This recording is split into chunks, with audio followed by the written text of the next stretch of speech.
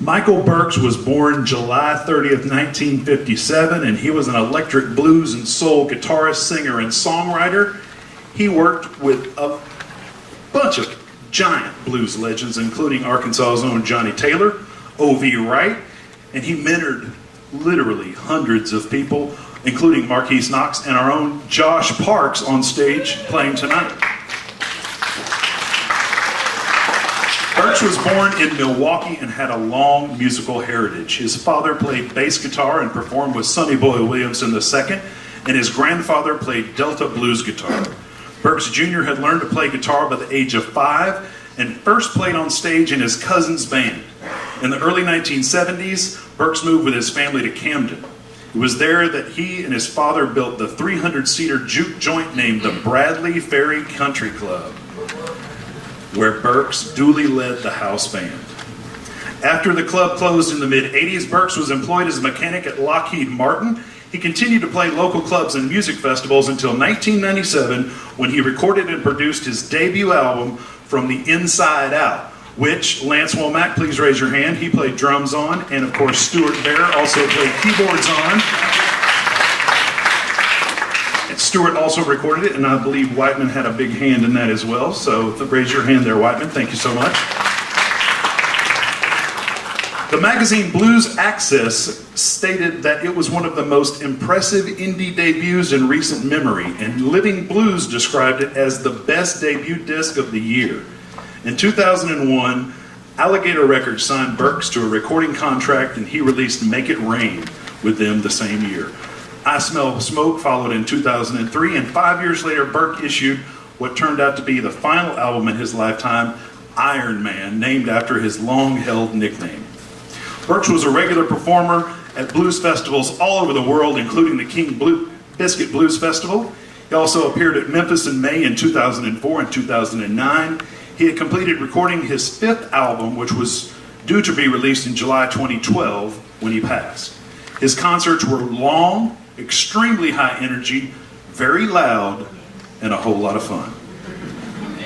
On May 6, 2012, upon returning from a tour of Europe, Burks collapsed at the Atlanta International Airport. He was shortly after pronounced dead from a heart attack at a hospital in Atlanta at age 54. In 2013, Burks took home the Blues Music Award, Contemporary Blues Album of the Year, and Album of the Year categories with his posthumous release, Show of Strength.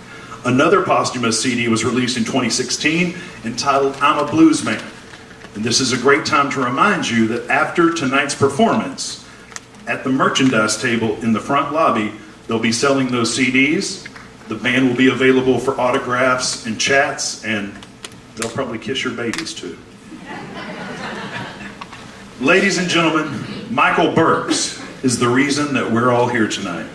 And it is my pleasure to introduce our panel tonight with some of Michael's family and friends. And actually, I'm just going to introduce our moderator, a wonderful, and I'm going to let everybody else introduce themselves. There's far too many people who will be here all night.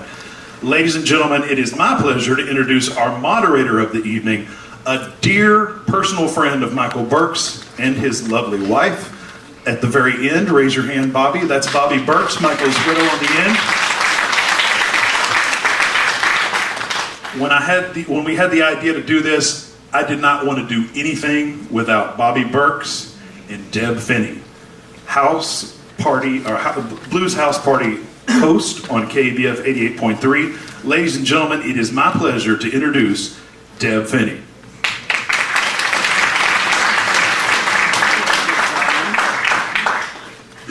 It is a pleasure to be here tonight. I'm really excited. I want to tell you something, John, before you go. Don't leave. John, come back. John, come back. I want to tell you something. In showing The Last Waltz, Bob Margolin was also in The Last Waltz. You were playing, he was with playing with Muddy Waters. then. Yeah. So you had that connection too. I'm real excited to be here. Michael was a good friend. and quite the character. And if you knew him, you know that to be true. And you're going to hear stories tonight from a variety of people here who have various relationships with Michael. Some were band members, some known him for a long time, some were mentored by him, some were fellow musicians and friends, and of course Bobby, his wife. So I think you're going to be entertained. I think you're going to learn a few things about Michael you may not know or may not have heard. And I'm just going to drop one quick tidbit. Michael loved to go to King Biscuit. And he told me one time, I'm not going to use his exact language because there might be kids in the audience, but he told me, ain't this some smack, Deb? I take my vacation at a blues festival. So that was Michael. Vacationing, his one vacation was at a blues festival. So I'm real pleased to kick off the panel tonight, and I'm just going to let the panelists briefly introduce themselves and tell their relationship to Michael, and then we'll start with some questions. Okay, Bob? Is there a mic? I've done this before.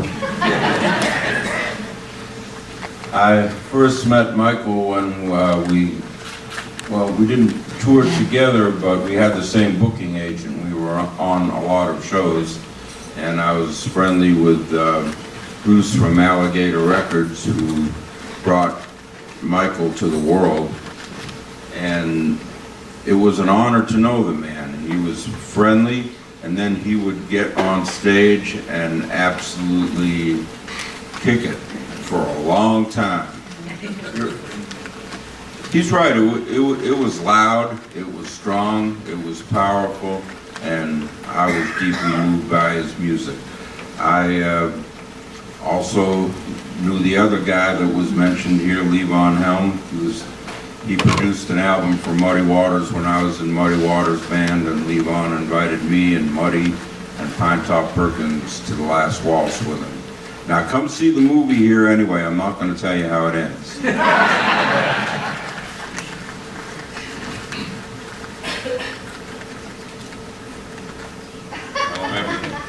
I met Michael Burks while I was playing at Blues Jam at Juanita's. And this is Cecil Parker. Young Cecil Parker. And I knew who he was, but I didn't know him. And I was setting up my equipment. He came up and introduced himself. And I just said, oh yeah. And so I kept setting up my stuff, setting up everything. And so when he got time for him to come up and play, I was sitting at the bar and I was talking to somebody, and he started playing, and it interrupted the conversation because said, this guy can play.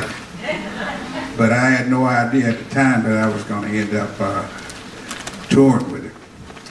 But we put in a lot of miles together, a lot of miles, on the ground and in the air. But I traveled more with him than I did when I was in the military.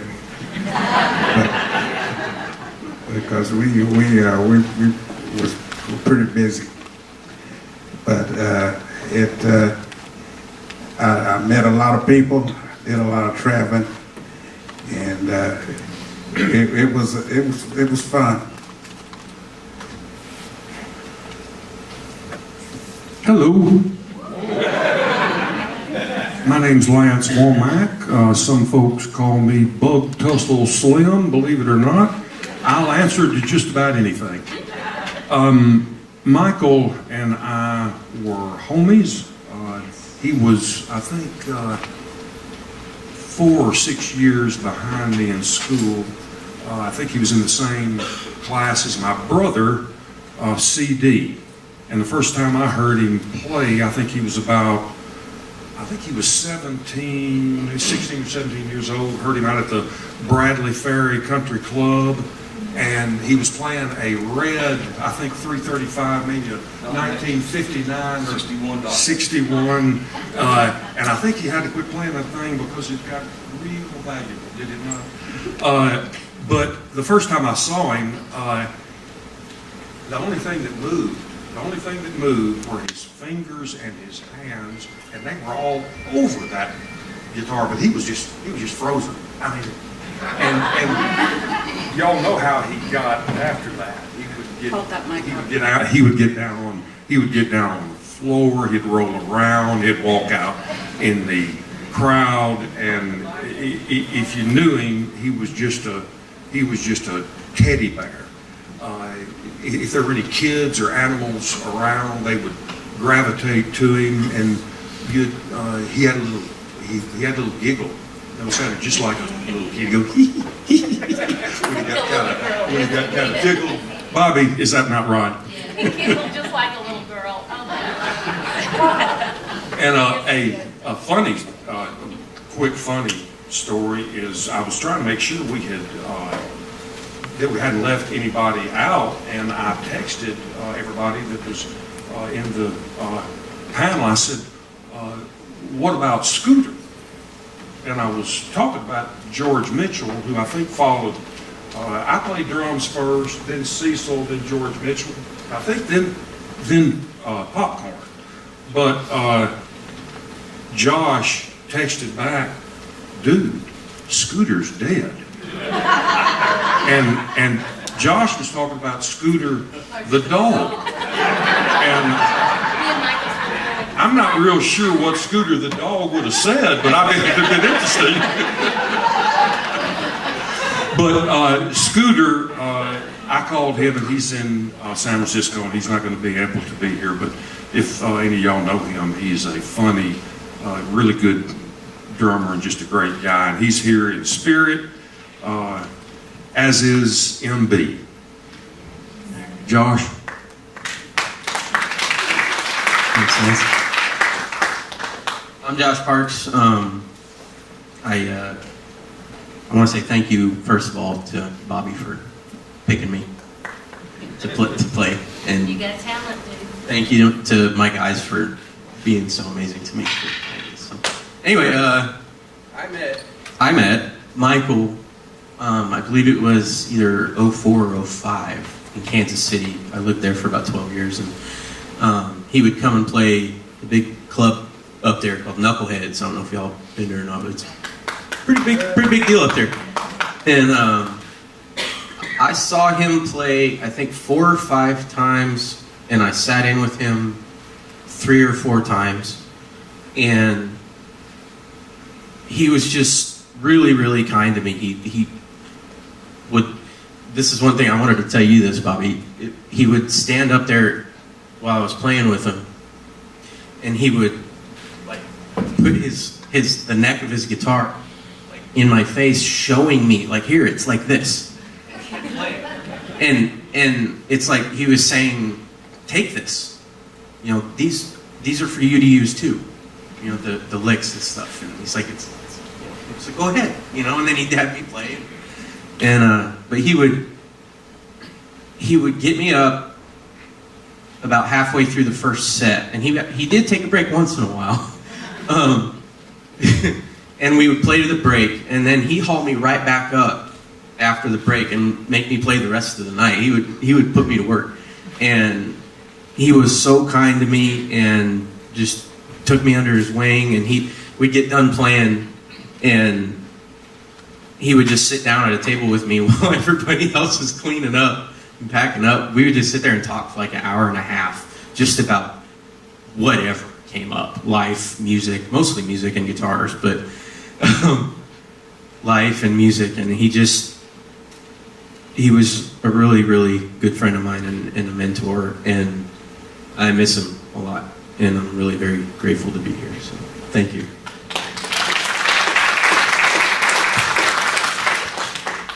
My name is Whiteman Harris, and I go way back with Michael. And there's so many stories that I could tell, and so much is just flooding my mind with information and visions. But I think I'll just go back to the very start. And I'd be remiss if I didn't mention, rest in peace, our good friend Ricky Lee Creech. There's something about Camden, Arkansas that there's a current of music that runs through Camden, Arkansas, and it's deep. And something in the water. The Burks tradition was the heart. Must have been the heart of it, I suppose.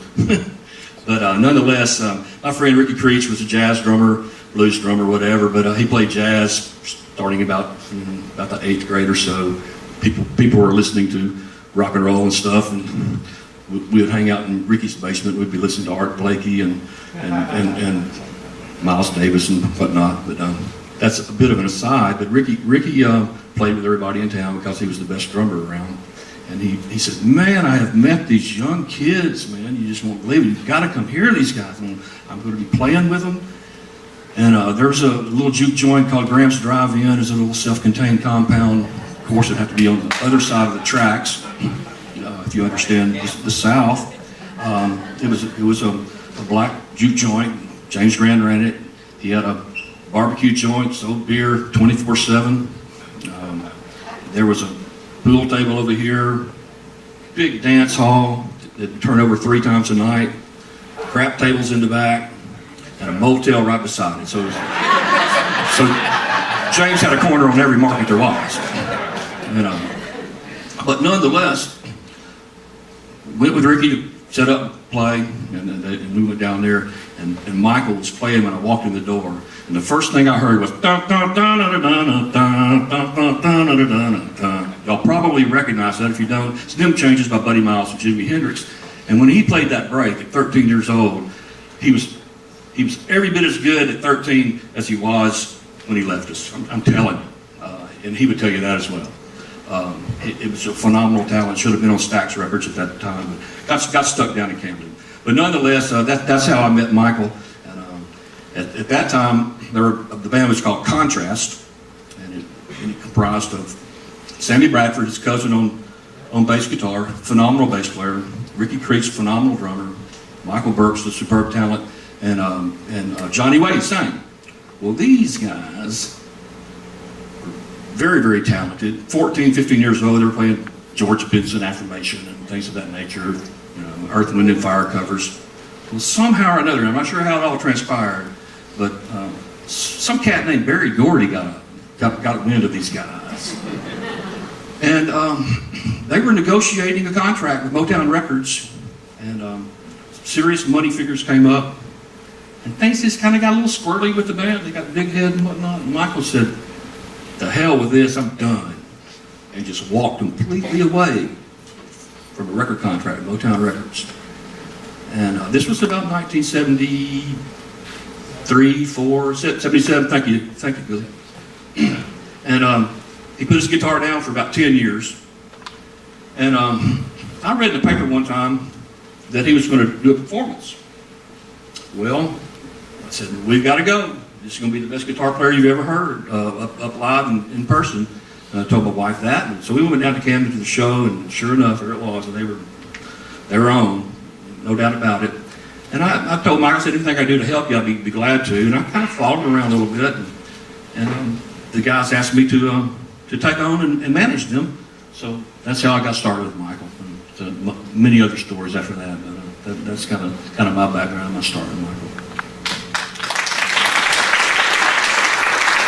Well, my name is Stuart Bear. I play keyboards, and I met Michael in about 1995, and it's Whiteman found me somehow. I think also Amy Garland was a friend of mine, and somehow Amy helped him put a band together, and I didn't know who he was. I didn't know anything about him, or I just knew he needed a band. I'd played in a bunch of different bands, so I thought, okay, all right, sure, we'll give it a shot. And I don't think we rehearsed or anything. I just went and showed up at a gig. I don't even remember where it was, but I remember the first time I was on stage with him, we started playing some songs, and we were just playing blues, and blues kind of has a standard pattern. I didn't even know what the songs were going to be, but he would just throw out a key, and we'd just start playing, and it was going pretty good. We were grooving together, and then he, turned over and gestured to me, turned around and gestured, for me to do a solo. And so I started playing a little bit, I'm just doing, and he turned around and went, "Play it!" And I went, "Whoa, okay, turn it out, do something fancy here." And so I just started playing, and I mean, I had never played with someone of the fire and the caliber, you know, of just the emotion that he did. So he taught me, you know, how to play like a pro. And I learned a lot from him playing with him, and learned how to play blues, you know, and learn what it, you know, what it was all about. So that was my first experience with Michael. So.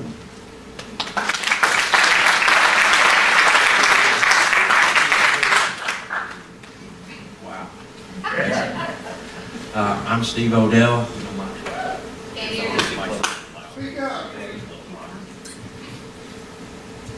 My name's Steve Odell. I work in production. I work with Sound Logic. We like to think we're Arkansas's premier production house.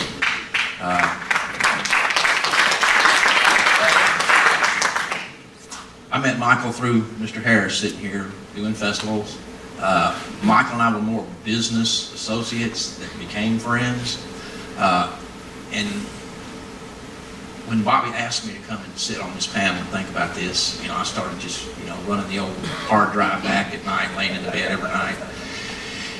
And I just want to say thanks for allowing me to be part of this, because there's so many other people that I watched be a part of Michael's organization that deserve to be here a lot more than I do. And there's a couple of names I'd like to mention tonight. And you folks have followed Michael, you'll know who these people are. World-class bass guitar player out of Fayetteville, Arkansas, Mr. John Davies.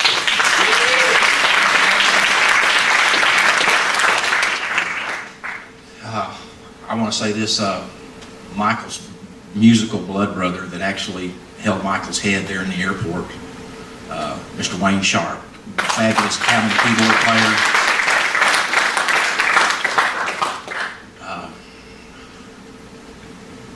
I don't want to keep saying anymore, but those are just some that just come right off the top. That, you know, because I talked to them before I came down here, want to know if anything that they would want me to share with you folks tonight. And they just said, you know, we would be here if we could, but, you know, they're working professional musicians, and in other words, you got to make a living in this business, and that's what they're out doing, making a living tonight. But I can almost track the growth of our production company, because when I first started working with Sound Logic, we could haul our gear in a pickup truck and a little trailer. Well, we just finished up Riverfest this year, and it took 3 53-foot tractor trailers to haul all the gear in to do the production on both stages. And I can kind of follow our growth of our organization with Michael, because, you know, at first it was just, you know, doing some local festivals with Michael around here, and as we grew and started reaching out to states all around us, we'd see Michael out at different parts of the country, and then when we would come home, especially like at King Biscuit, you know, we'd sit down and talk about, he'd tell me the cool things that he'd got to do out on the road and the people he'd got to meet, and I would do the same. But one of the last things I remember is how proud he was when I walked in and he told me that he was working with Renee Martinez. I know you probably don't recognize that name, but use that little gadget you got there to hit Renee Martinez Wikipedia page. He's an old guitar technician that worked with a gentleman that you probably know his tone. He can hit one tone and you'll know it, Mr. Carlos Santana. Mr. Martinez also worked with a young guitar slinger out of Texas that we all knew, Mr. Stevie Ray Vaughan. So that tells you the kind of folks that took interest in Mr. Burks. When they heard him play, they gravitated to him. These are world-class industry people. But one of the things that, you know, I just really want to say is thanks a lot. I enjoyed working with Michael. He was a pleasure to work with. He was real easy to do his monitors, because all he wanted in his monitors was some kick drum, guitar, and little vocals, and let's go!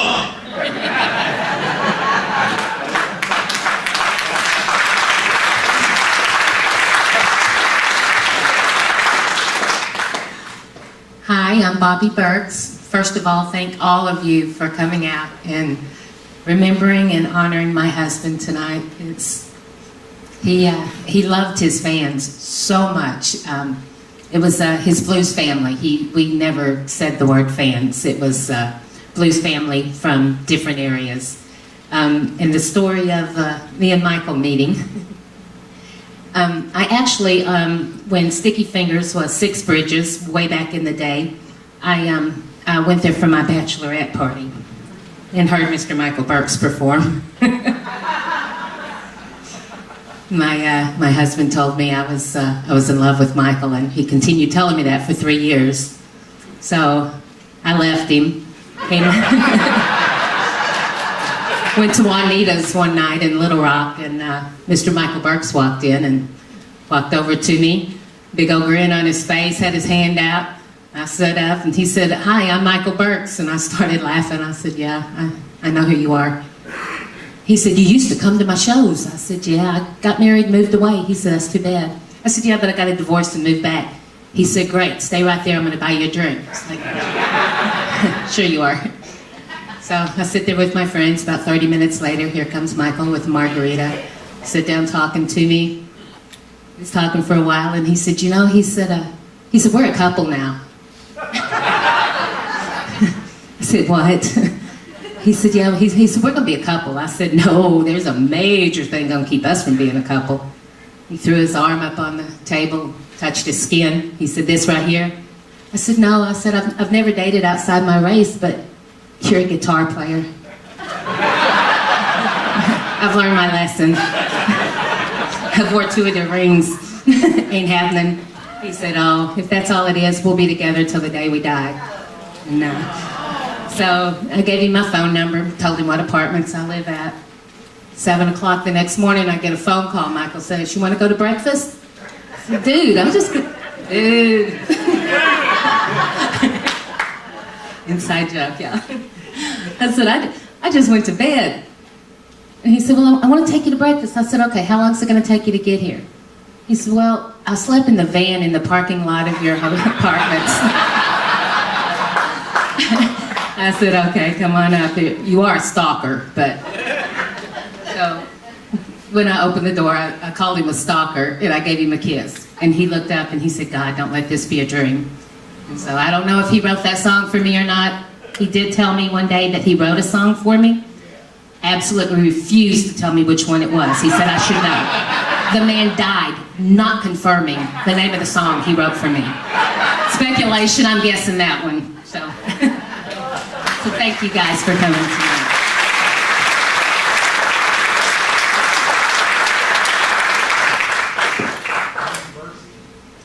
I wanted to ask Bob, if you would, if you could get the mic back to Bob. What do you think made Michael so different and impactful when he played?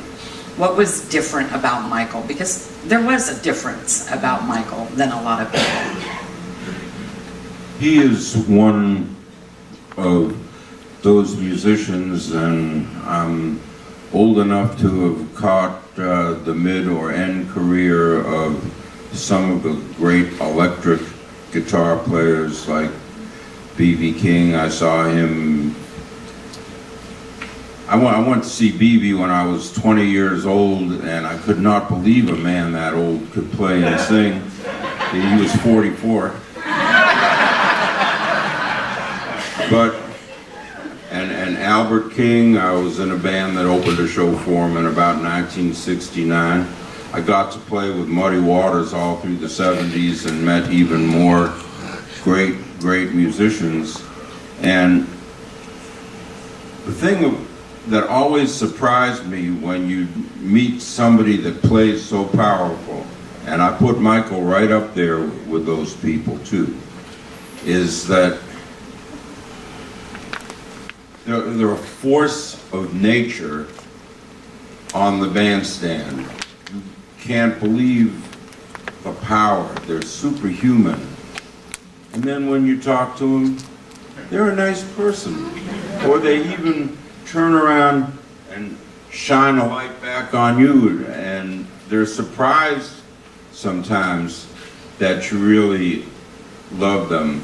I was knocked out by Michael when I first heard him in, say, the 2005 or so, and we started to be on shows together because we had the same booking agent.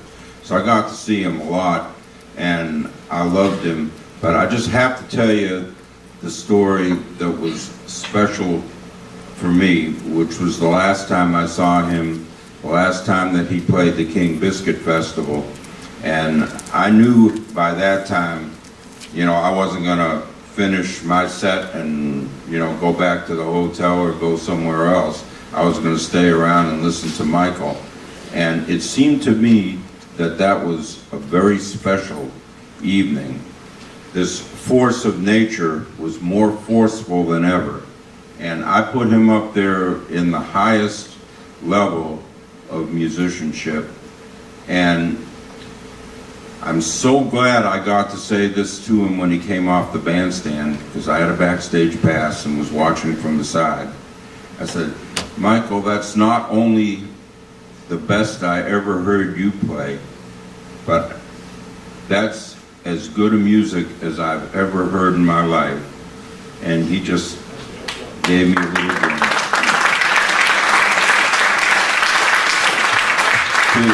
To be humble in the face of another musician that he knew was an old guy and had seen lots of really powerful old guys, but to just smile at it like that and be as strong as he was on the bandstand and as sweet as he was off the bandstand, that's a very special person.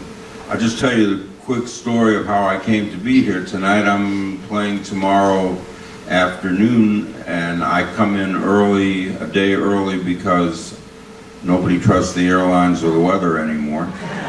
And then 2 days ago, I sent a Facebook message to Bobby Burks just to make sure I was gonna run into her, and she told me about this event, and I said, please let me come and try and honor Michael Burks and the Arkansas water that you folks drink.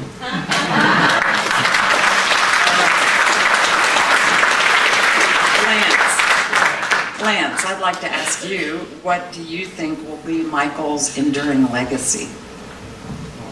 I know, I dropped it on you. To kind of echo what Bob so eloquently said, I think his legacy that I recall and that that is ever remindful to me was his sheer power. And he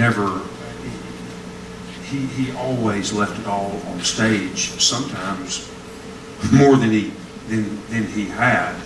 I remember, is Big Love here? Yes. Okay, I was just asking. I heard Big Love was going to be here. That's Vernon Allgood.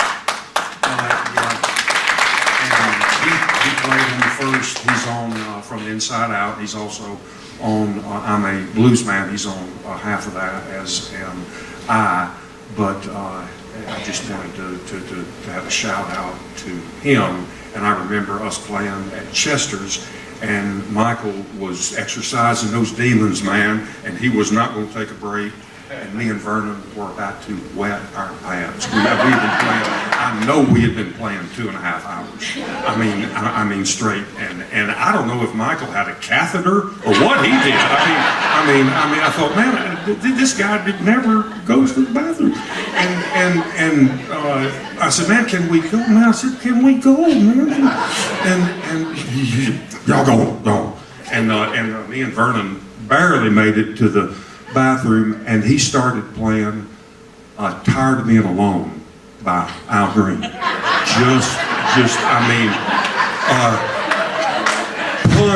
Pun intended, but it was also just beautiful. It was slow, and it was just beautiful, and I kind of thought maybe me and Vern should have stayed in the bathroom for a while, but his incredible, almost superhuman power with the instrument. And folks, he was as good a singer as he was a guitar player, in my opinion. Okay. Well, you know, we could listen to stories all night, but we do have a program. I want to end it with Bobby and my demonette. That's what Michael called us, the demonettes. And I'm going to interject a quick story about Jacksonville, Florida. Bobby and I did a girls' trip to Jacksonville, Florida for her birthday, and it was Springing the Blues, and Michael was playing. And we went on Saturday, and Bobby and I might have partied a little hard. maybe a lot. And so the next day they asked Michael to come back and play again because it had rained. He didn't get to play like 4 hours. He could only play like 2, you know. So we told him we're going to come before we head back home, but we're not going to drink anything. And he said, okay. So we're down front stage, and they've got these big jumbotron screens, and You can Michael's see playing. those for half a mile down the beach. Yeah. They're huge. And we're there with a beer, and he looks over and stops playing. And he does this to us. He goes, and of course, there's us sheepishly on the big screen with our beers going. So, yes, that's my demonette. Bobby, final words from you. Oh my gosh, final words. First of all, the fact that all of you guys keep coming and supporting Michael, helping me keep his memory alive, making sure that, 50 years, 75 years from now, when they're talking about legends of the blues that went too fast, I hope everybody is singing Michael Burks songs. I hope all of the new young artists today have a Michael Burks song on their new albums. I want him remembered forever as being one of the greatest bluesmen alive. And with you guys doing things like this, it'll happen. And that's where I'm headed.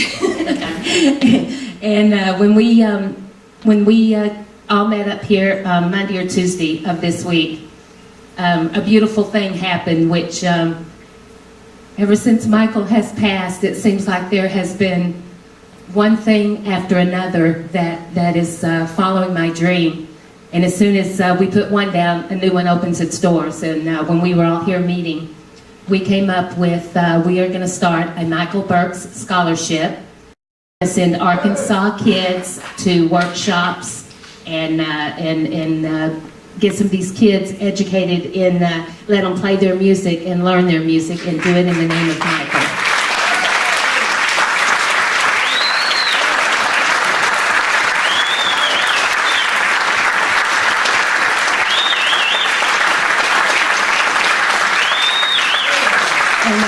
You guys saw the stand back there with the t-shirts and posters for sale.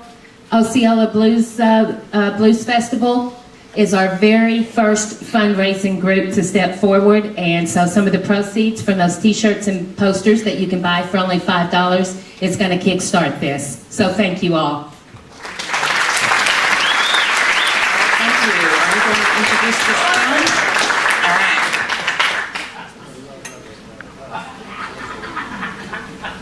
Ladies and gentlemen, how about a big round of applause for our moderator, Miss Deb Finney. Great job. Great job. How about it for all of our panelists, the great Bob Margolin right here. The wonderful Cecil Parker. A man who knows 30 different kinds of shuffles, and that's just Texas shuffles. One of the greatest blues drummers I've ever seen or played with. Ladies and gentlemen, Mr. Lance Womack on the drums right there.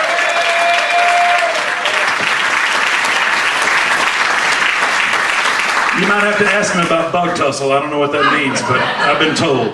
Ladies and gentlemen, right next to him is Mr. Josh Parks, one of the many people that Michael mentored. A star in his own right. Ladies and gentlemen, a man right next to him who was very instrumental in Michael's early career and just guiding everything for a long time. Mr. Whiteman Harris right there, ladies and gentlemen. Thank you so much. Right next to him is a man with a great voice, a great set of hands, and a great set of ears. He was responsible for recording Michael's first debut album, From the Inside Out. He also played keyboards on that, and he's going to be playing keyboards here in just a few minutes, and you will see how good he is. Ladies and gentlemen, Mr. Stuart Bear.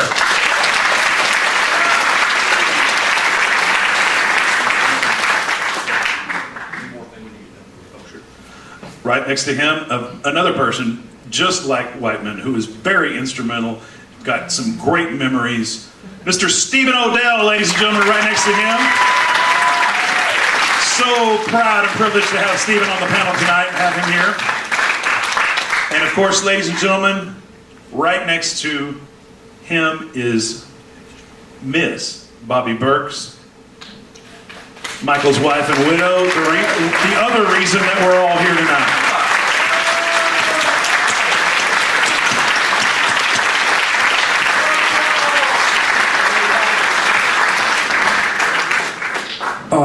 A second ago, I asked if Big Love was here. And Big Love just walked in the room. Right over there, folks. Vernon Allgood, there he is right there.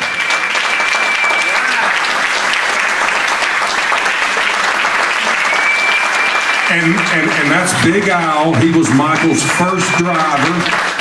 Vernon Allgood, also known as Big Love. Big Love. Glad you made it, brother. Those are two bigs bigger than me. I can't believe that. That's amazing. Y'all have a much bigger aura than I'll ever think about having. Now, ladies and gentlemen, we have a very special treat. We have a video that we're about to show. One more time for our panelists, ladies and gentlemen, as they're making their way off the stage. We're about to show a video. It's about 15 or 16 minutes long of Michael, and the very first song that you will see is Michael playing with another Arkansas blues legend, the late great Sidell Davis. You will notice the wonderful Lance Womack playing drums behind them. But this next song, the first song, is the very first song, the very first time that Michael Burks ever played outside of Camden. From 1994, he's playing with Sidell Davis at Hendrix College in Conway. And then following that, we'll have two songs recorded at Sticky Fingers in December of 2011, and they're the last two songs that Michael Burks ever played in the city of Little Rock. These have been donated by Mr. Ken King, and we'd like to thank Ken King and Kingfish Productions for donating those to the Arkansas Sounds Archives. So now, ladies and gentlemen, put on your listening ears and your seeing eyes, and let's go back to 1994.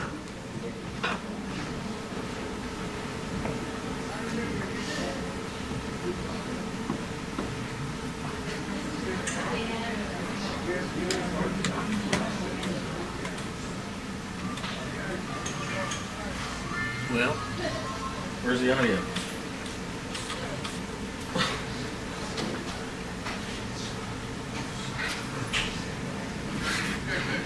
Okay. Audio issue. Yeah, 1 second.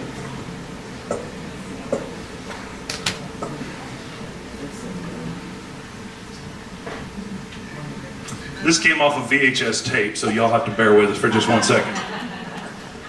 I think we got the sound off a scratchy wax cylinder. And one of those photographic plates for the images. That's how old this is. How many people remember 3 television stations?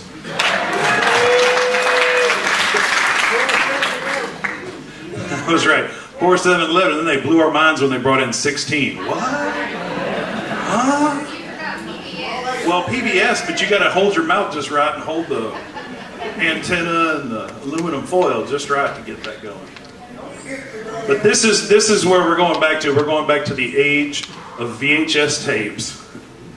Long before DVDs, long before the internet was everywhere. So we got just a couple of issues here. I see our sound man, the great JP, is up in the booth working furiously.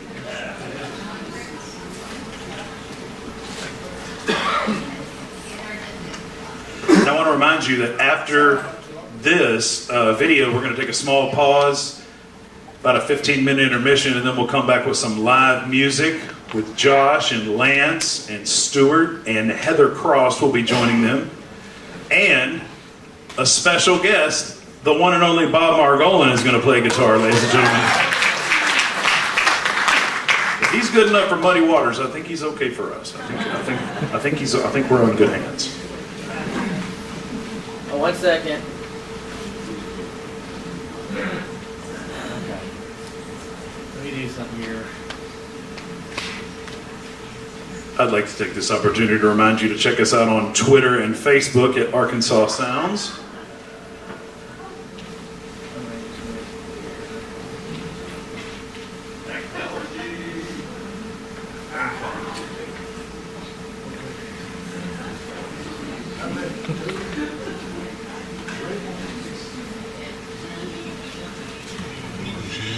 There we go.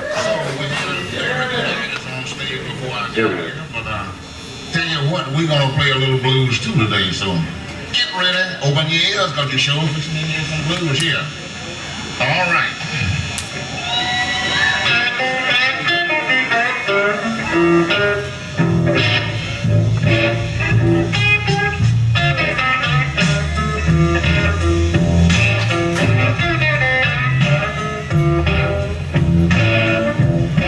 They call him Stormy Monday, but Tuesday gets his head.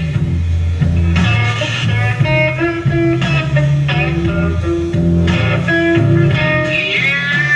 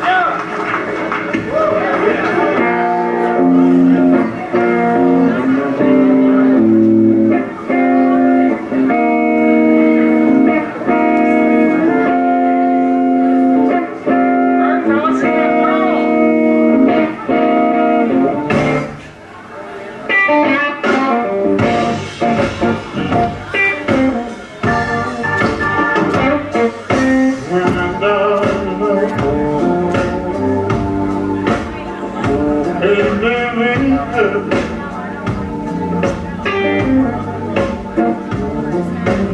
on over, place where I was.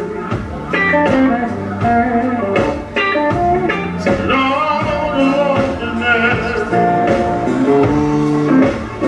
I shot the blue. I'll play the blues.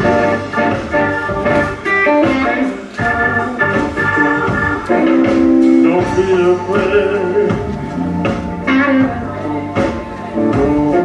Come on in. My butterfly, yeah. Some of your old friends. All alone there. I've got I'm gonna lose you.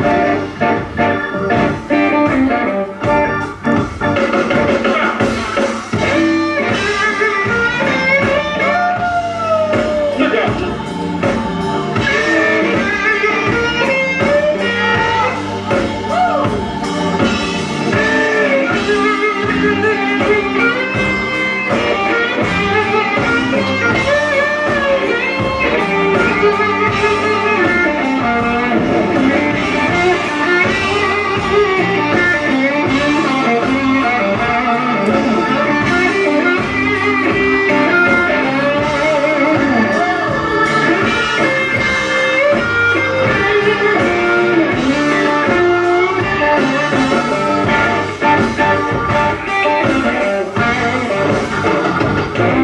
I ain't got no big name.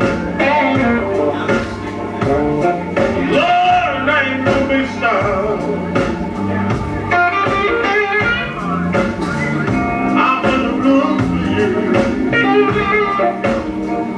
with my guitar. All alone in there, I'm trapped in blue. I'm gonna look for you.